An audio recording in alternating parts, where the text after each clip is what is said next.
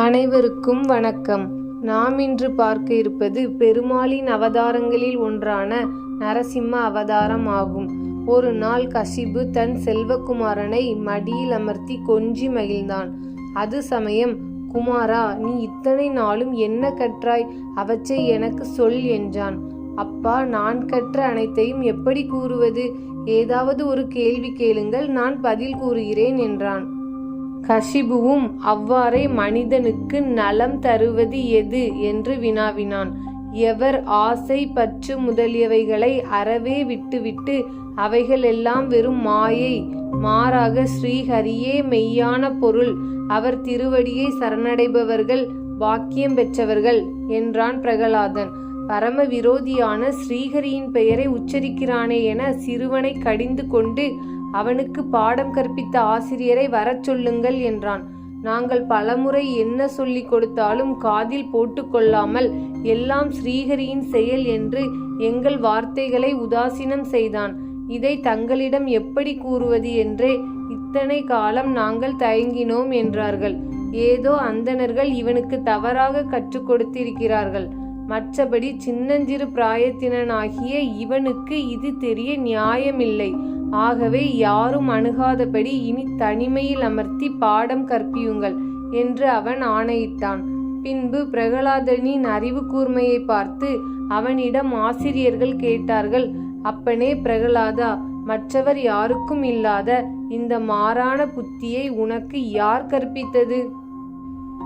இல்லை, உனக்கு தானாக வந்ததா? உண்மையை சொல் என்றனர். நான் என்றும் நீ என்றும் பிரித்து பார்க்கும் புத்தி வெறும் மாயை. அவன் அருளால் பேதம் என்பது வெறும் பொய். அவனே மெய் என்பதை தெரிந்து கொள்ளலாம்.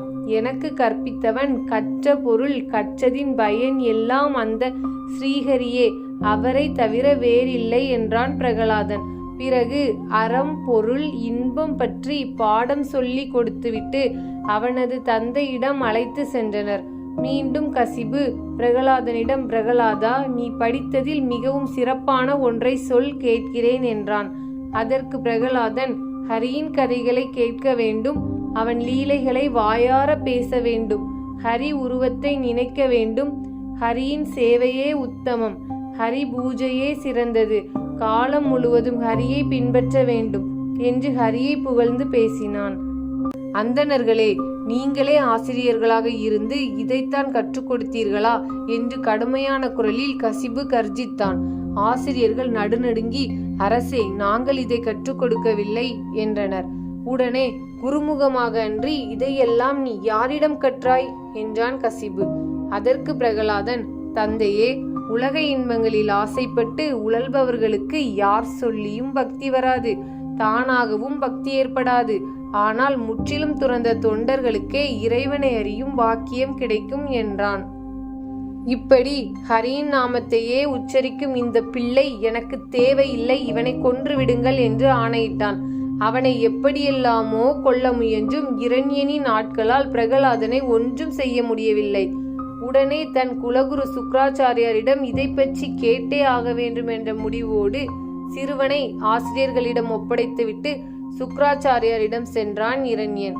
ஆசிரியர்கள் மிகவும் கண்டிப்புடன் அவனுக்கு அசுர தர்மங்களை உபதேசிக்க முயற்சித்தனர். அவனோ தன் சக மாணவர்களுடன் விளையாட சென்றான். பிரகலாதன் தன் சகாக்களுக்கு ஸ்ரீஹரியின் பெருமையையும் புகழையும் எடுத்துரைத்து கொண்டிருந்தான். அப்போது அந்த மாணவர்கள், பிரகலாதா, குருவிடம் உபதேசம் பெறாமல் இப்படி ஞானம் பேசும் அறிவு உனக்கு எப்படி வந்தது என்று வினாவினர். தோழர்களே, என் தந்தை பிரம்மாவை குறித்து அதீத பராக்கிரமமும் அழியா வாழ்வும் வளமும் தேடி மகேந்திரகிரி சாரலில் உக்கிர தவம் ஏற்றினார். அது சமயம் அவருக்கு பயந்திருந்த தேவர்கள் தைரியத்தோடு தத்தம் இருப்பிடம் வந்து அசுரர்களை தாக்கினர்.